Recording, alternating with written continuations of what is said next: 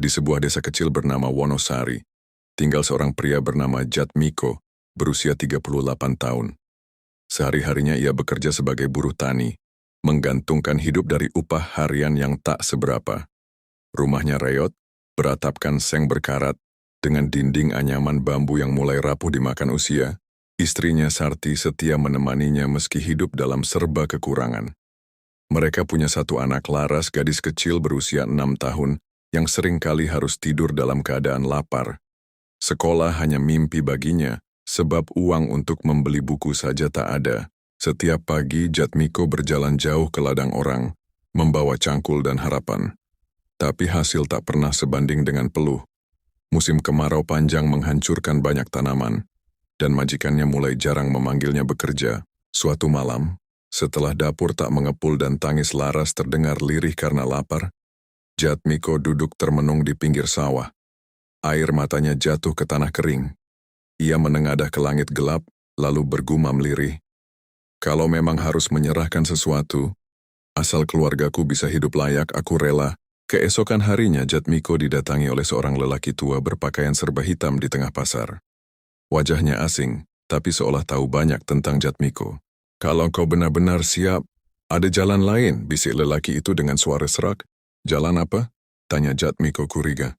Jalan yang tak bisa kau kembalikan, tapi bisa membuat keluargamu tak pernah lapar lagi. Jatmiko hanya terdiam, tapi dalam hatinya sebuah pintu telah terbuka. Pintu yang menuju arah gelap. Hari-hari berlalu, dan hidup Jatmiko semakin berat. Musim kering belum juga usai. Sawah-sawah mengering, ladang-ladang retak. Jatmiko makin jarang dipanggil bekerja. Ia pun mencoba menjadi kuli angkut di pasar. Tapi orang-orang lebih memilih buruh muda yang lebih kuat. Di rumah Sarti mulai terlihat pucat. Ia menahan lapar lebih sering dari biasanya agar Laras bisa makan nasi basi yang masih tersisa. Laras, yang dulunya periang, kini lebih sering diam, memandangi langit seolah menunggu hujan yang tak kunjung datang. Sore itu Jatmiko pulang dengan tangan kosong. Tidak ada beras, tidak ada uang, hanya tubuh lelah dan hati yang penuh kecewa. Di depan rumah, Sarti menatapnya dengan mata yang penuh air. Kakek Laras demam. Sejak siang dia panas tinggi. Aku takut, ucap Sarti dengan suara lirih. Jatmiko langsung berlari masuk mendapati anaknya terbaring lemah di atas tikar sobek. Kening Laras panas seperti bara. Matanya setengah terbuka, nafasnya berat. Aku bawa ke bidan, kata Jatmiko tegas. Tapi, kita nggak punya uang kok. Aku akan cari, aku nggak peduli harus bagaimana. Dengan langkah putus asa, Jatmiko keluar malam-malam. Ia mengetuk rumah tetangga, mencoba meminjam uang. Tapi semua menolak, entah karena benar-benar tak punya, atau karena takut tak akan dibayar kembali. Jatmiko bahkan sempat mengemis di pasar yang sudah sepi, tapi hanya dapat tatapan kasihan tanpa satu keping pun koin. Di puncak keputusasaan, suara itu kembali terdengar. Kau sudah siap, Jatmiko? Suara berat itu datang entah dari mana. Tapi Jatmiko tahu, itu suara lelaki berpakaian hitam yang ia temui dulu. Dengan mata penuh amarah dan air mata, Jatmiko berteriak ke arah langit gelap, kalau ini satu-satunya jalan agar anakku selamat, aku siap. Dan malam itu, langit Wonosari terasa lebih gelap dari biasanya. Angin dingin berembus dari arah hutan. Ada sesuatu yang akan datang, sesuatu yang tidak bisa dibatalkan. Malam itu Jatmiko berjalan tanpa arah, mengikuti suara yang hanya ia dengar. Langkahnya membawanya keluar desa, menuju sebuah hutan tua yang oleh warga setempat dikenal sebagai Wanakramat. Tempat yang bahkan pemburu enggan lewati meski hewan buruan banyak di sana. Angin menggigilkan tulang, dan suara-suara aneh terdengar dari balik pepohonan. Tapi Jatmiko terus berjalan, dengan satu keyakinan. Ia harus menyelamatkan anaknya. Tak peduli dengan harga yang harus dibayar. Di tengah hutan, ia tiba di sebuah lapangan kecil yang diterangi cahaya rembulan.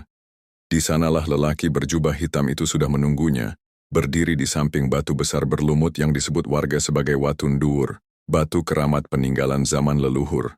Kau datang juga, ujar lelaki itu, suaranya tenang tapi mengandung sesuatu yang membuat bulu kuduk meremang. Anakku, Laras, tolong dia, kata Jatmiko, suaranya bergetar. Bisa. Tapi seperti yang kubilang, ini jalan tanpa kembali. Jatmiko hanya mengangguk. Apa yang harus aku lakukan? Lelaki itu mengeluarkan sebuah kendi tanah liat kecil, dan menggambar simbol-simbol aneh di tanah. Ia menyuruh Jatmiko duduk bersila di hadapannya. Udara di sekitar mereka mendadak lebih dingin. Suara jangkrik hilang. Hening. Terlalu hening. Ucapkan namamu dan berjanji pada yang tak terlihat bahwa kau rela memberi imbalan untuk kekayaan yang akan kau terima. Jatmiko ragu sejenak, tapi wajah Laras yang pucat melintas di benaknya. Jatmiko bersumpah, apapun harganya, aku siap. Tiba-tiba angin kencang berputar mengelilingi mereka. Daun-daun berterbangan, tanah bergetar halus. Mata Jatmiko terasa berat, lalu gelap. Ia tak sadarkan diri. Ketika ia terbangun, ia sudah berada di dekat sawah di tepi desa. Langit mulai terang. Kepalanya pusing. Tapi ada sesuatu yang aneh. Tangan yang menggenggam kantong kain kecil. Ketika dibuka, di dalamnya ada kepingan emas kuno dan segenggam uang kertas baru. Ia berdiri terpaku. Apa ini mimpi? Ia berlari pulang sekuat tenaga. Begitu tiba di rumah, ia mendapati Laras sudah duduk minum air putih. Wajahnya masih pucat, tapi demamnya sudah reda. Sarti menatapnya dengan bingung. Laras tiba-tiba baikan kok. Seperti ada yang datang menyentuhnya malam tadi. Lalu panasnya turun. Jatmiko tak menjawab. Ia hanya menatap anaknya dan genggaman di tangannya yang masih erat. Ya setelah membawa perjanjian. Dan sesuatu telah menjawab. Pagi itu suasana rumah Jatmiko berbeda. Aroma bubur menguar dari dapur. Laras sudah bisa tersenyum, menyendok makanan hangat buatan ibunya. Sarti heran, tapi tak banyak bertanya saat Jatmiko menyerahkan segepok uang lusuh yang entah dari mana datangnya. Aku dapat rezeki, jangan tanya dari mana. Yang penting sekarang kita bisa makan. Beberapa hari berikutnya kejadian aneh terus berlanjut. Jatmiko menemukan ayam mati di depan rumah, tapi anehnya, di bawahnya terdapat kalung emas. Di malam-malam tertentu, suara langkah kaki terdengar di pekarangan, dan keesokan harinya selalu ada benda berharga di dekat pintu. Gelang, cincin, bahkan uang yang tampak masih baru. Jatmiko mulai berani belanja ke pasar dengan percaya diri. Ia membeli beras, daging, pakaian baru untuk Laras. Orang-orang mulai heran. Jatmiko menang lotre ya? Jangan-jangan dapat warisan. Tapi Jatmiko hanya tersenyum kecil setiap kali ditanya.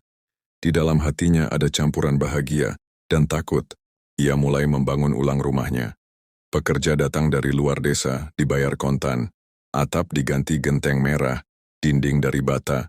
Semua dikerjakan cepat dan dalam sebulan, rumah Reyot itu berubah jadi salah satu rumah terbaik di Wonosari. Namun tidak semua orang senang.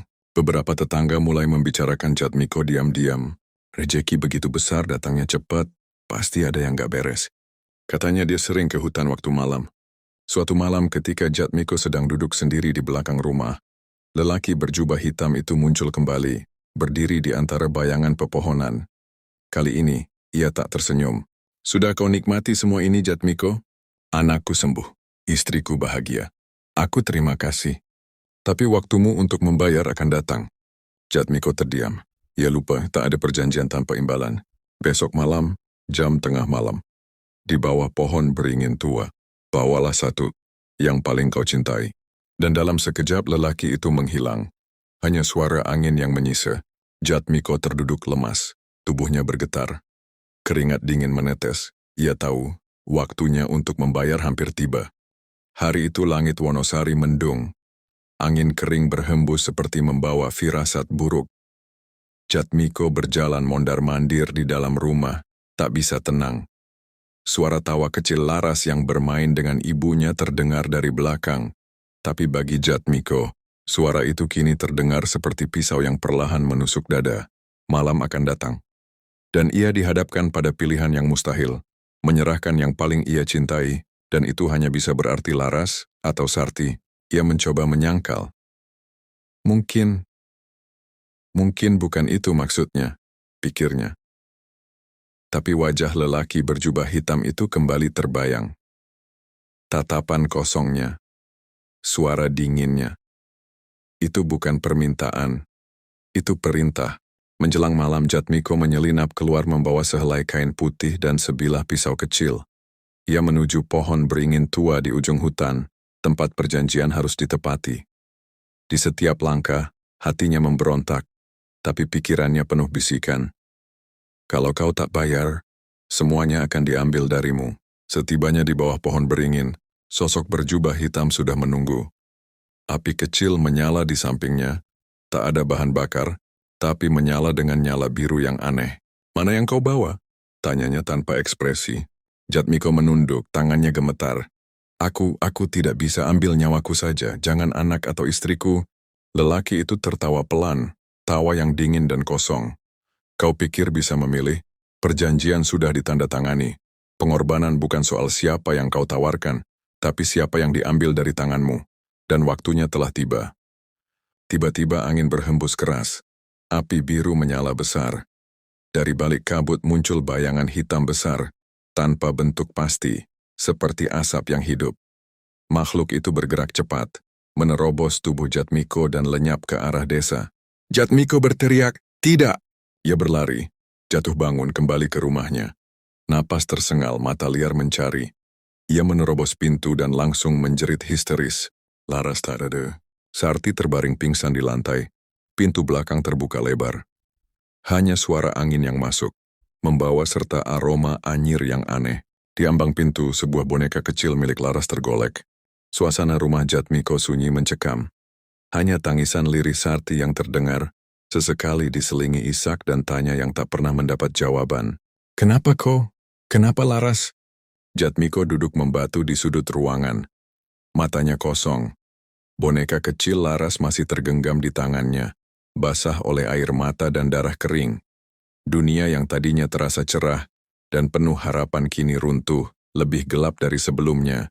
Ia telah mendapatkan segalanya, kekayaan, kehormatan, rumah megah. Tapi semua itu kini tak berarti apa-apa tanpa tawa kecil Laras di dalamnya. Keesokan harinya, desas-desus tersebar di desa. Anak Jatmiko hilang secara misterius, dan tak lama kemudian, beberapa warga mulai mengalami kejadian aneh. Ayam mati tanpa sebab, suara tangis anak kecil di tengah malam, dan penampakan sosok kecil berjalan di sawah. Orang-orang mulai menjauh dari keluarga Jatmiko. Rumah megahnya sunyi seperti rumah berhantu, tapi Jatmiko tidak tinggal diam. Malam itu ia kembali ke hutan. Kali ini bukan untuk meminta, tapi untuk mengambil kembali apa yang telah direbut darinya. Dengan membawa keris pusaka peninggalan ayahnya dan segenggam bunga setaman, ia mendatangi batu besar tempat perjanjian dulu dibuat. "Keluar kau!" teriaknya pada gelap malam. "Kau janjikan kekayaan, tapi kau curi hidupku." Kabut tebal menyelimuti tempat itu.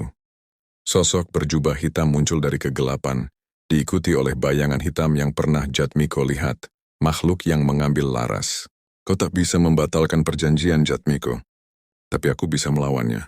Jatmiko menghunus kerisnya, menancapkannya ke tanah, dan membaca mantra warisan leluhurnya. Ia tak pernah percaya hal gaib, tapi malam itu ia bertaruh pada satu-satunya hal yang tersisa.